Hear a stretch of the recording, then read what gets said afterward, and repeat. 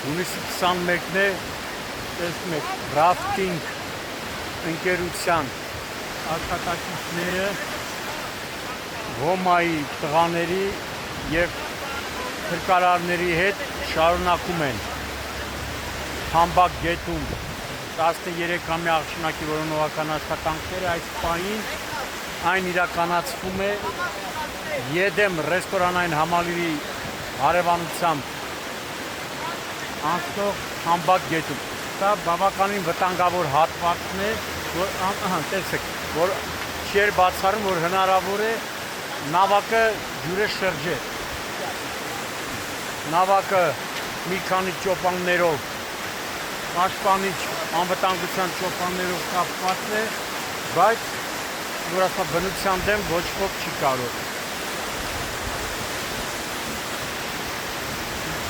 Աշխատանքները առավոտից վերսկսվել է առավոտյան ժամը 0:00-ից, հիմա տեսնում եք։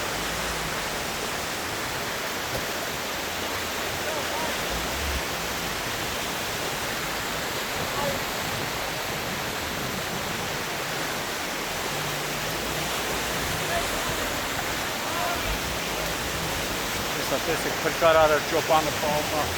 որպեսզի նավակը չշրջվի, քանի որ ճոպաններն էլ մեծ նշանակություն ունեն։